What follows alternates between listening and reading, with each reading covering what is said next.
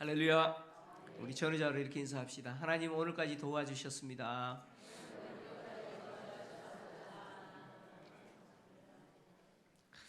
하나님이 정말 오늘까지 도와주셨습니다.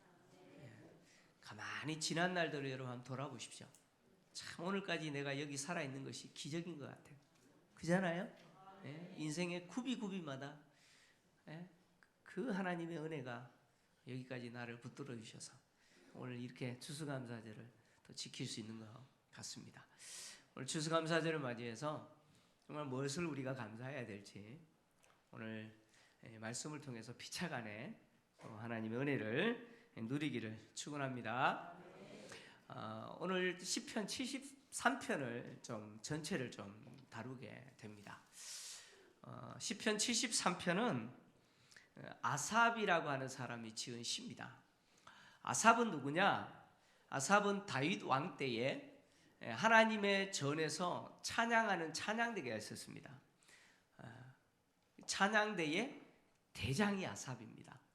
그러니까 찬양대 대장 정도 되면 믿음이 좋겠어요? 없겠어요? 그 다윗 시대에 하나님을 찬양하는 찬양대 대장입니다.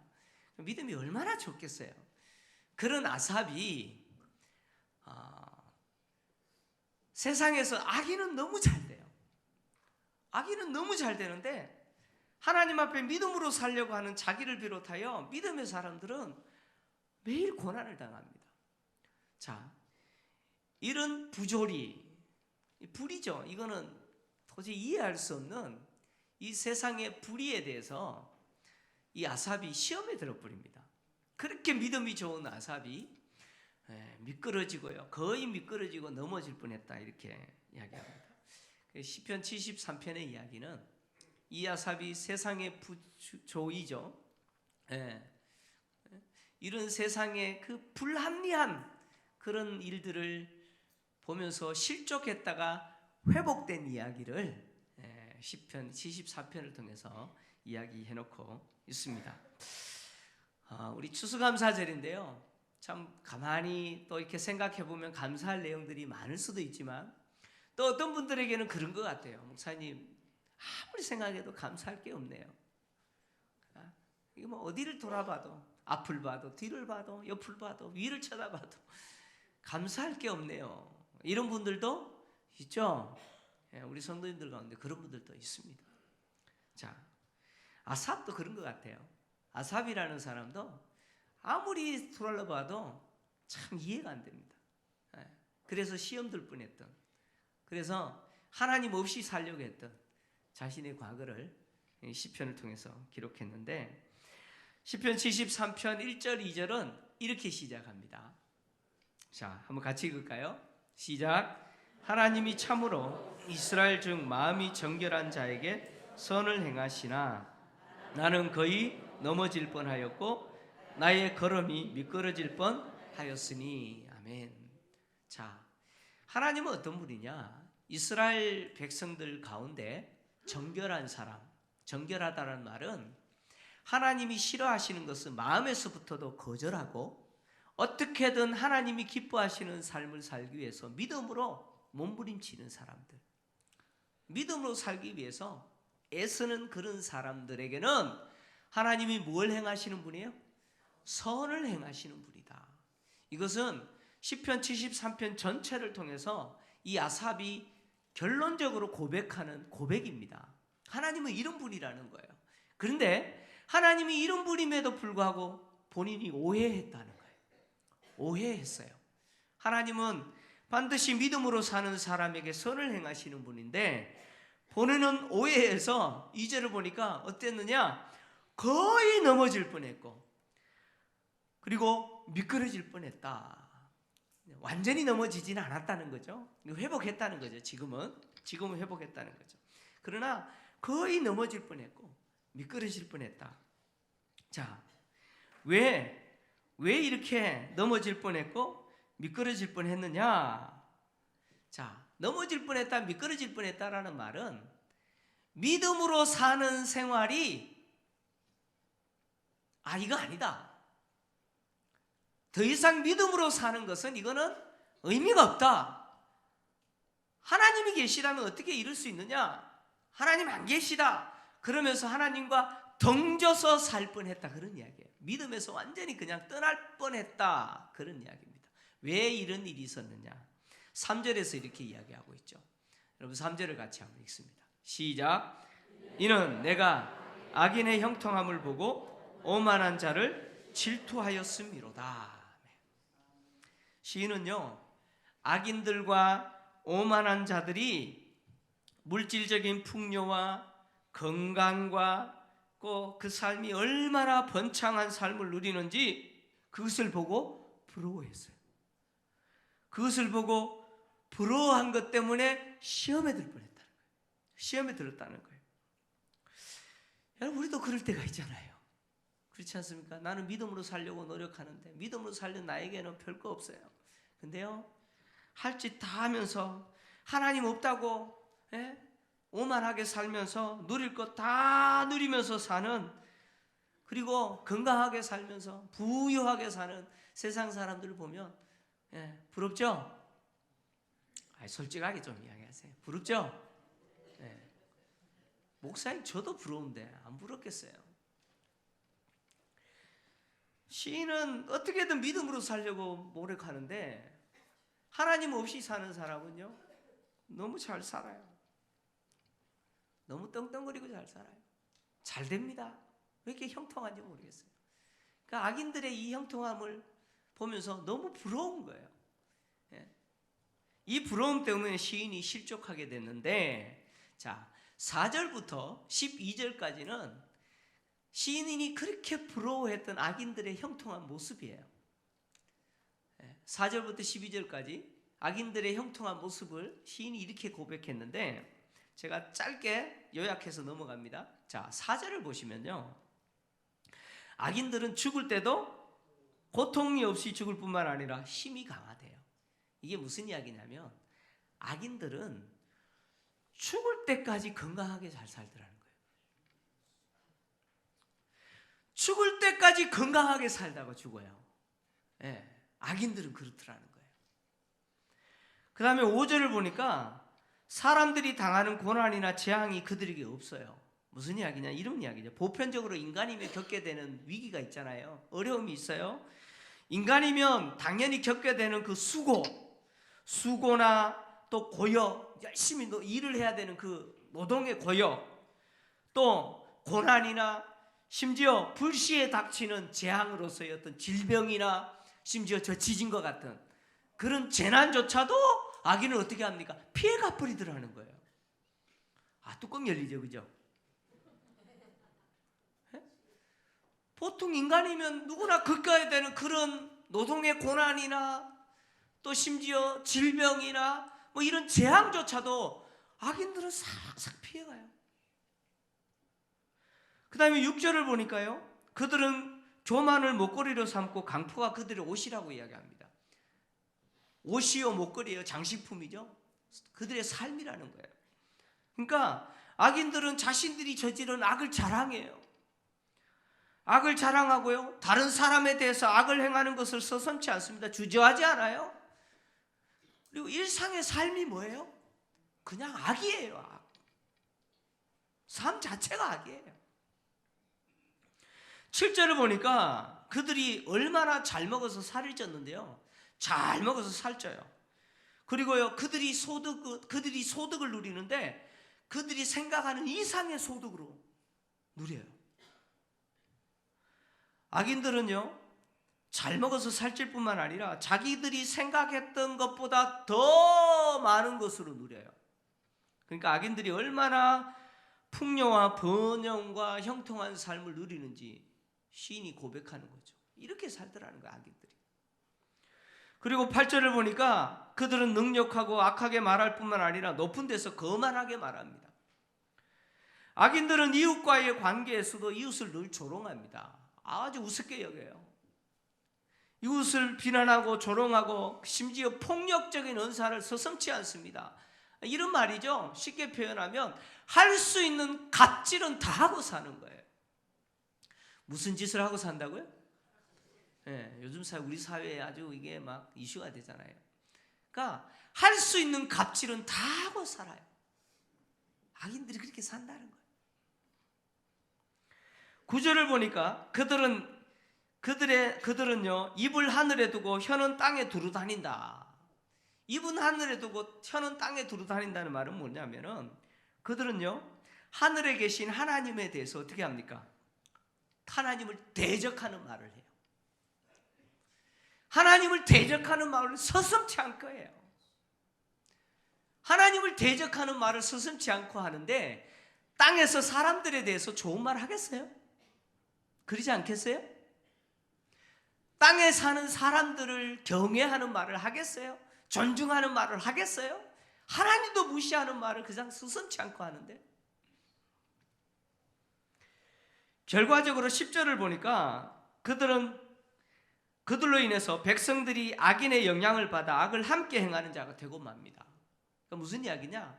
악인들이 그렇게 악한 짓을 하면서도 떵떵거리고 잘 살아요. 그러니까 백성들이 그 악인들을 닮아가요. 심지어 믿음으로 살다고 하는 하나님의 사람들조차도 악인들을 닮아가는 자들이 있더라는 거예요. 믿음을 버려버리고 믿음을 포기하고 누구처럼 살아요? 악인들과 똑같이 살려고 하는 사람들이 생기기 시작하더라는 거예요. 그만큼 이 아삽이 살던 시대에 이런 악인들이 잘 되고 의인들은 도리어 고난당하는 이런 사회적 부조이죠. 이 말도 안 되는, 이해할 되는 이런 일들이 만연하더라는 거예요. 11절을 보니까 악인들은요 뭐라고 생각하며 사느냐? 자신들이 행한 악에 대해서 하나님은 지식이 없어서 모를 거라는 거예요. 또 심지어 자신들이 저지르는 악에 대해서 하나님은 뭐 하시지 못한다? 심판하시지 못한다. 하나님은 지식이 없어서 자신들의 악을 알지 못할 뿐만 아니라 심판하지 못한대요. 이 말이 무슨 말입니까? 하나님 없다 이런 이야기예요. 하나님의 존재에 대해서 부정하고 삽니다. 그러니까 하나님 없이 사는 거예요. 12절을 보니까 결국 악인들은요 악을 행함에도 항상 평안하죠. 결론입니다. 악인들은 시인이 이렇게 본 거예요. 악인들은 악을 행하는데도 어때요? 평안해요. 악을 행하는데도 평안할 뿐만 아니라 재물이 계속 쌓여요. 마치 악인들의 옷에는요 돈을 끌어당기는 자색이 있어가지고 악인들은요 돈이 막 달라붙어요. 나는 쫓아가도 못 잡겠는데, 그러잖아요. 막 돈을 쫓아가도 돈이 내 손에 안 잡히는데 악인들은 가만히 있어도 돈이요 막 달라붙어요. 혹시 그런 분들 보셨죠? 여러분 이런 세상 보면은 지금 이 아삽이 이런 세상 보면서 막 열나는 거예요.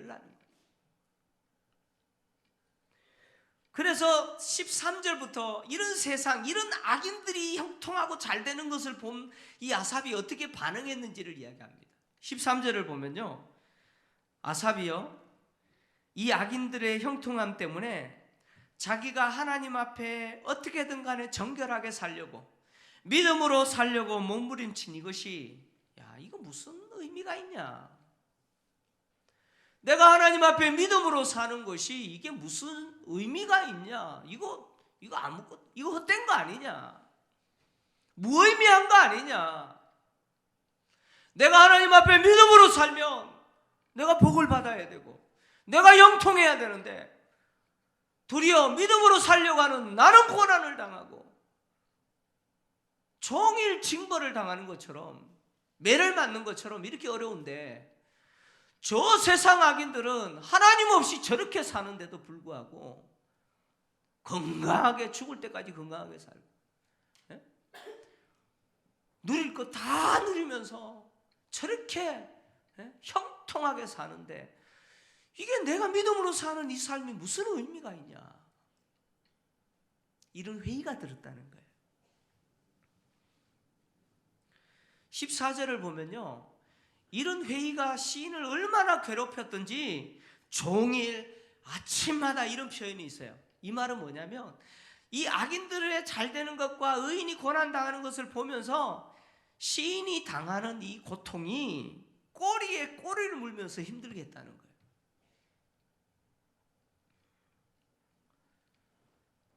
여러분 그렇잖아요. 우리도 그럴 때가 있잖아요. 믿음으로 사는 나이가 좀 잘 되고 내가 좀 형통하면 좋은데 믿음으로 살려고 하는 나는 억울하고 손해봐야 되고 늘 어려워요. 힘들어요. 근데 하나님 없이 잘 살잖아요. 세상 보세요. 얼마나 잘 사는지. 그런 거 보면 너무 힘들잖아요. 힘 안 드세요? 우리 김포제일교회 성도님들은 너무 믿음이 좋으셔서 뭐 그 사람들은 그 사람들이고 뭐 그런 거예요? 힘들어요. 힘들어요.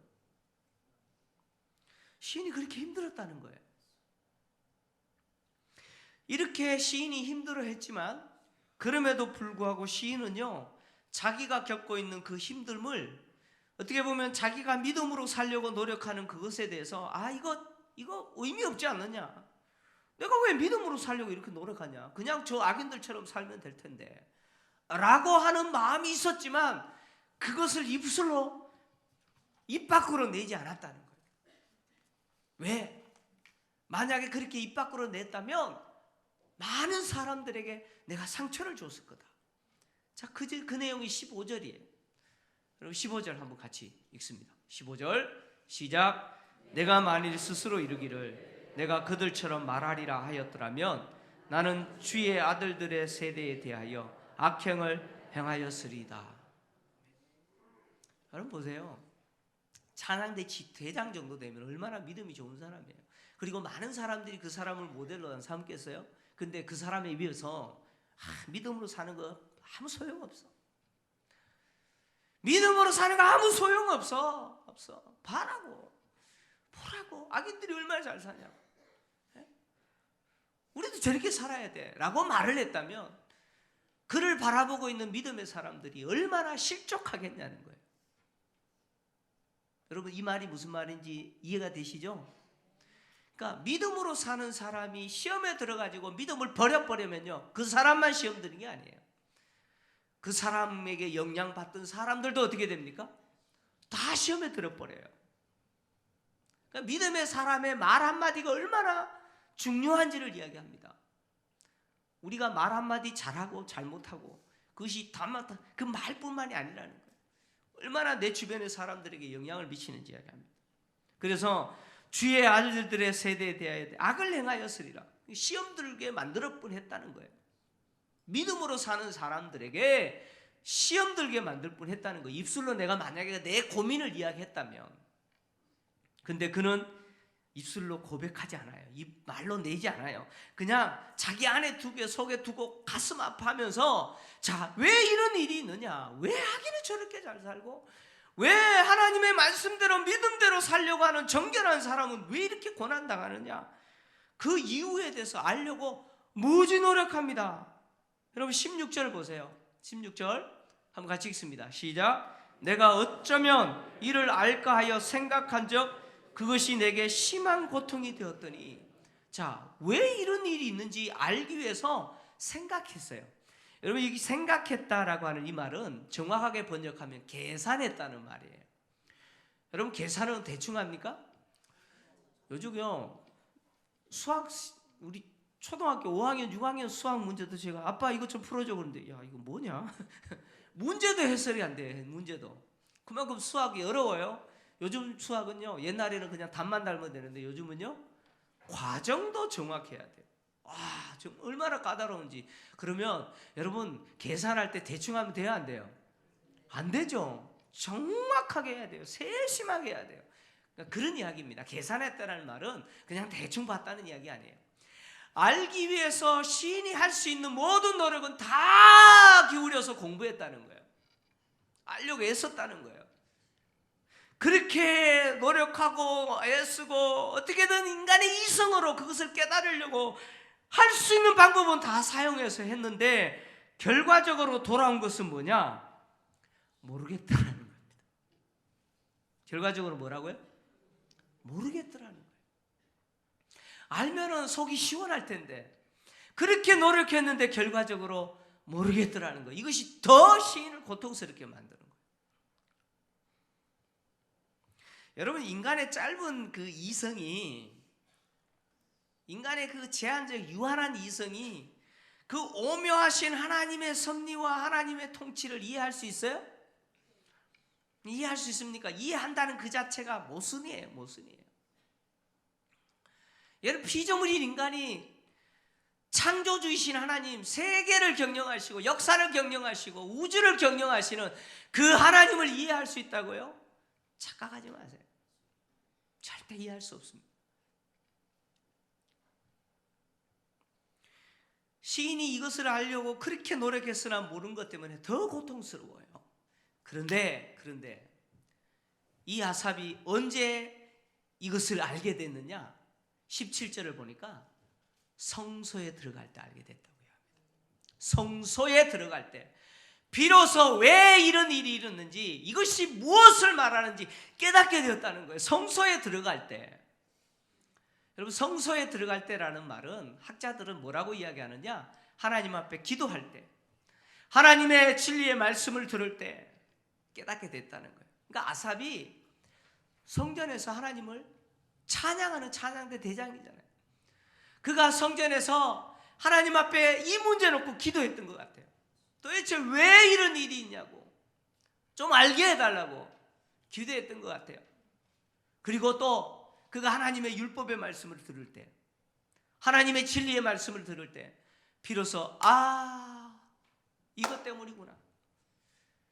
그렇게 자기를 힘들게 했던 그 문제가 해결이 됐어요. 하나님이 깨닫게 해주셨어요.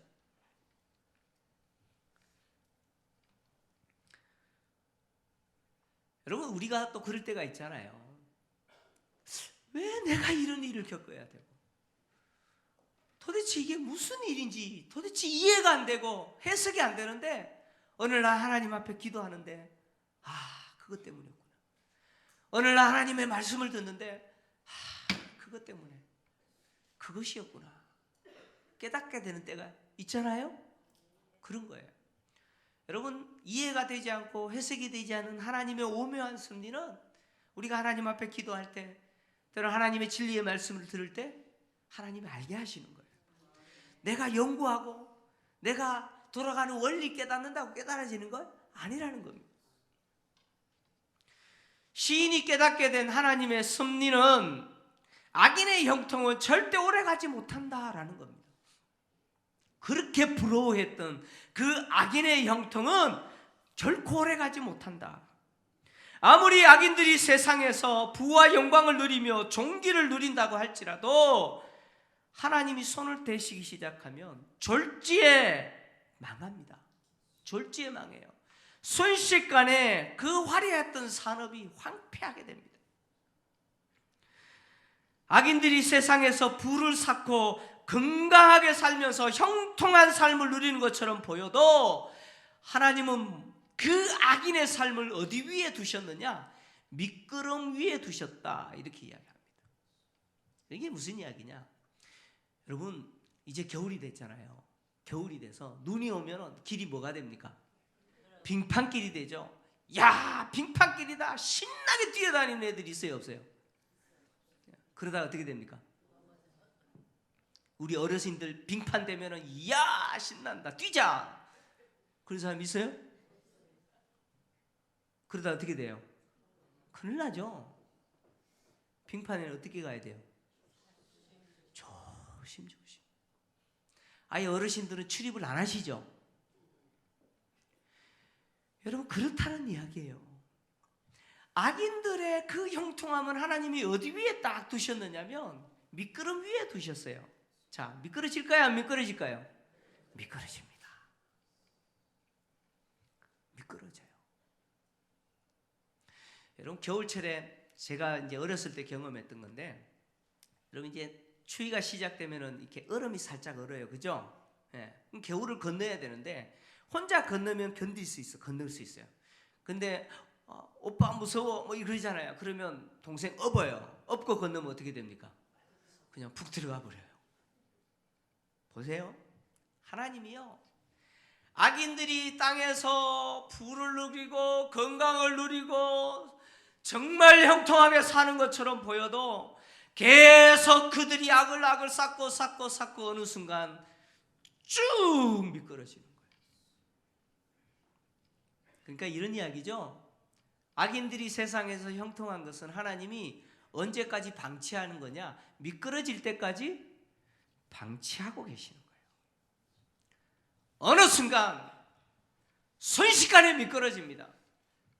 어느 순간 하나님은 흔들어 버려요. 그러면 그렇게 견고한 건물도 어떻게 됩니까? 와르르 무너지게 돼 있어요. 악인들의 인생이 그렇다는 거예요. 하나님이 깨닫게 해주시는 거예요.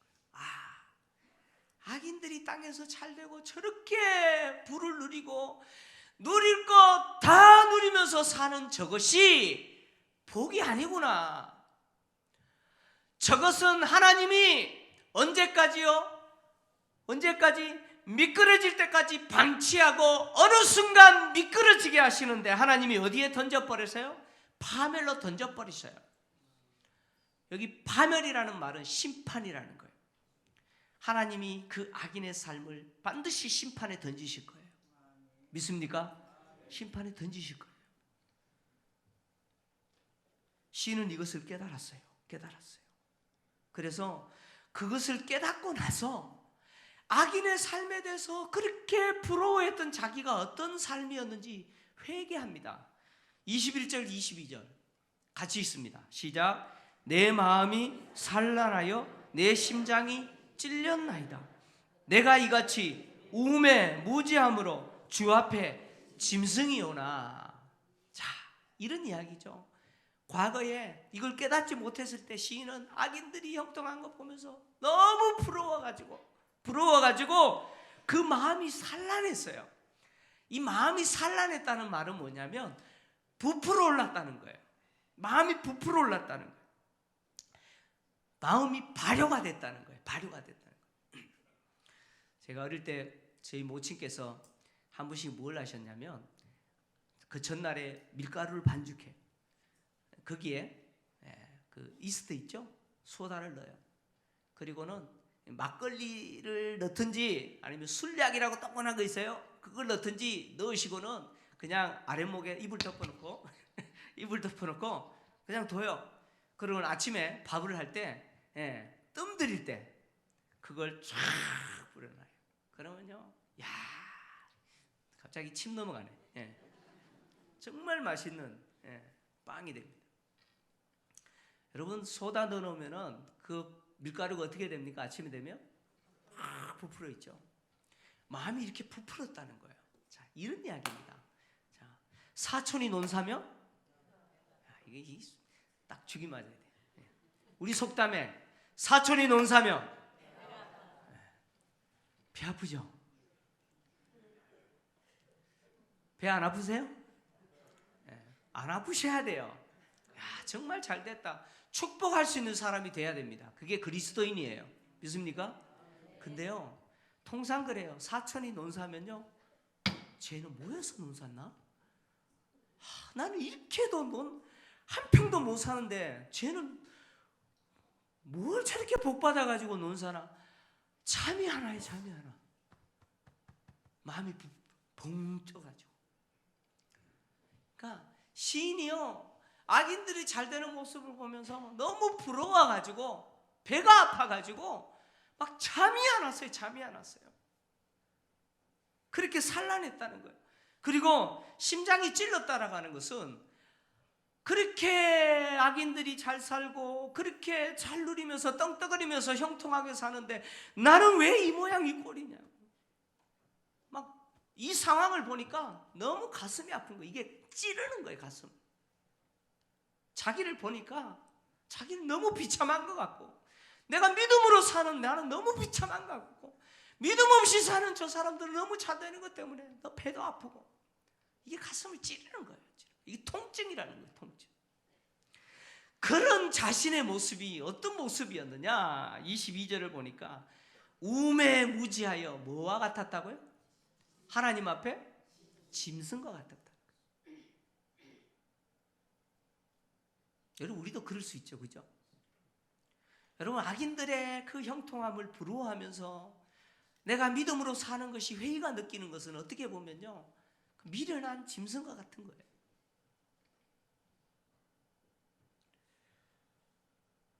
이렇게 악인의 부러움을 그렇게 부러워했던 시인은 자기가 짐승 같은 삶을 살았구나, 정말 무지한, 정말 어리석은 삶을 살았구나, 그는 진심으로 회개합니다. 회개해요. 이것을 깨달은 시인은요, 과거에 비록 자기가 악인들의 형통함을 부러워해서 그렇게 시험에 들어서 거의 넘어질 뻔했지만 넘어지지 않는 이유가 뭐냐? 하나님이 자기를 붙잡아 주셨다는 거예요. 자, 23절 같이 읽습니다. 시작. 내가 항상 주와 함께하니 주께서 내 오른손을 붙드셨나이다. 할렐루야. 여러분, 세상 살다 보면 얼마나 실족할 일이 많습니까? 그렇지 않습니까? 그렇지 않아요? 목사인 저도요, 실족할 일이 얼마나 많은지 몰라요. 여러분, 실족은 주로 언제 일어나는 줄 아십니까? 따라서 합니다. 비교할 때. 언제 실족합니까? 비교할 때 실족합니다. 한번 비교해 보세요. 얼마나 실족할 일이 많은지. 늘 우리는 실족할 일들이 많아요. 그런데 그때마다 누가 나를 붙잡아 주세요? 할렐루야. 하나님이 나를 붙잡아 주셔서 내가 실족하지 않고 오늘도 서 있는 거예요. 하나님 나를 붙잡아 주셔야 돼요. 하나님 붙잡아 주시지 않고 놓아버리면 나는 완전히 실족해서 바닥에 엎드려요. 넘어져요. 하나님 없다 그러고 세상으로 달려갑니다. 시인은 자신이 이해할 수 없는 일들을 통해서 하나님이 나에게 원하는 것은 내가 실족하는 것이 아니라 이것이 나를 훈련시키는 것이고 이것이 나에게 교훈이 되게 해서 앞으로 무엇을 누리게 하시느냐? 영광을 누리게 하신다는 사실을 깨달았어요. 그래서 24절에 시인은 이렇게 고백합니다. 24절 같이 읽습니다. 시작. 주의 교훈으로 나를 인도하시고 후에는 영광으로 나를 영접하시리니. 아멘. 세상 사람들은 잘 먹고 잘 사는데 믿음으로 사는 사람은 왜 이렇게 고난당하고 왜 이렇게 힘드냐? 이것은 믿는 사람들 하여금 실족해 하고자 하는 하나님의 방식이 아니고 하나님의 목적이 아니라 그것을 통해서 믿는 자들로 하여금 뭘 받게 하는 겁니까? 훈련받게 하는 거예요. 교훈을 얻게 하는 거예요. 그래서 그 교훈을 통해서 믿는 자들로 하여금 뭘 얻게 합니까? 영광을 얻게 하는 거예요. 따라서 합니다. 선고난, 따라서 해보세요. 선고난 후 영광. 뭐라고요?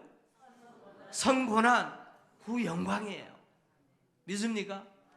하나님이 세상 속에서 살아가면서 악인들을 저렇게 잘 사는데 왜 믿음으로 사는 나는 이 모양 이 꼴이냐? 하나님이 이것을 통해서 나를 다 교훈하시고 이것을 통해서 하나님은 뭘 준비하고 계세요? 영광을 준비하고 계세요. 이거 믿으시기 바랍니다. 하나님 영광을 준비하고 계세요. 시인은 그 고백을 하는 거예요. 그래서 시인은요, 하나님을 자기는요 어떻게 하느냐? 하나님은 내 마음의 반석이다. 하나님은 나의 영원한 분깃이다. 왜요? 하나님이 내 마음의 반석이라는 말은 내가 신뢰할 분은 오직 하나님 외에는 없다. 하나님만이 유일하게 내가 신뢰할 뿐이다. 또 더해서 하나님이 영원한 분깃이라는 말은 하나님만이 나에게 복을 주시는 복의 원천이라는 거예요. 하나님만이 나에게 뭘 주시는 분이에요? 복을 주시는 분이라는 거예요. 그래서 27절에 결론적으로 시인은 뭐라고 이야기하느냐? 주를 멀리하는 자는 어떻게 된다고요? 망할 것이다. 할렐루야. 주를 멀리하는 자는 반드시 망해요. 반드시 망해요. 주를 멀리하는 자는 망하지만 28절에 하나님을 가까이 함이 내게 복이다. 할렐루야. 하나님을 가까이 하는 것이 내게 복이다. 여러분, 시인의 이 고백은요 다 회복되어서 풍성한 소득을 누리고 부여와 번영을 누리면서 고백하는 게 아니에요. 여전히 시인의 삶에는 육체의 세잔함이 있어요. 육체는 세잔하고요, 종일 재앙을 당하고 징책이 있는 바로 그때에 인생의 차디찬 쓰디쓴 폭풍우가 지나가는 그 한가운데서 그는 이렇게 고백합니다. 주를 멀리하는 자는 망할 것이요 여호와를 가까이 하는 것이 내게 복이다. 할렐루야. 여호와를 가까이 하는 것이 내게 복이다. 여러분, 이런 이야기예요. 여러분, 우리는 늘 환경이 복이라고 생각했어요. 나를 에워싸고 있는 내가 가진 것이 복이라고 생각했어요. 그런데 시인은 그것이 복이 아니더라는 거예요. 그것이 복이 아니라 정말 복은 뭐냐? 내가 하나님을 가까이 하는 이것이 복이라는 거예요. 여러분, 추수감사절을 맞이해서 정말 내가 하나님께 감사해야 될 복은 뭐냐면, 내가 이 시간에 이 자리에 나와서 하나님 앞에 예배할 수 있는 이것이 복인 거예요. 믿습니까? 내가 하나님 앞에 나와서 예배 드릴 수 있는, 하나님을 가까이 할 수 있는 자라는 것이 복인 거예요. 여러분, 예배를 아무나 드릴 수 있어요? 하나님 부르시지 않으면 예배 드릴 수 없어요. 하나님 나를 불러주셨다는 거예요. 하나님이 나를 가까이 하게 하셨다는 거예요. 이것이 복이라는 거예요. 그래서 28절 하반절에 시인은 뭐라고 고백하느냐? 내가 주 여호와를 나의 피난처로 삼아 주의 모든 행적을 전파하리라. 이제부터 하나님은 나의 뭐예요? 피난처예요. 피난처예요. 이제는 나의 피난처를 어디에 둘라? 하나님께 두겠다는 거예요. 내 일생 전체를 하나님께 드리겠다는 거예요. 그래서 일생 전체를 하나님을 피난처로 삼아서 이제는 하나님 없이 세상 가운데서 하나님 없다고 외치며 살아가는 사람들에게 하나님의 살아계심을, 하나님이 인생의 주인 되심을, 하나님을 가까이 하는 것이 복이라는 사실을 내가 전파하겠다. 하나님이 나를 돌보아 주시고 구원의 은혜를 베풀어 주시고 나의 일상의 삶에 채워주시는 그 모든 은혜에 대해서 내가 간증하면서 살겠다. 이것이 시인의 마지막 고백입니다. 그래서 시편 73편은요 감사의 시예요. 감사의 시. 추수감사절을 맞이해서 내가 하나님 앞에 예배드린 이것이 하나님이 내 인생에게 주신 가장 큰 복이라는 사실을 기억하시고 하나님을 가까이 하는 것이 내게 복이다. 이 고백이 여러분 입술에서 평생 고백되어진 은혜가 있기를 주의 이름으로 축원합니다. 하나님 아버지 감사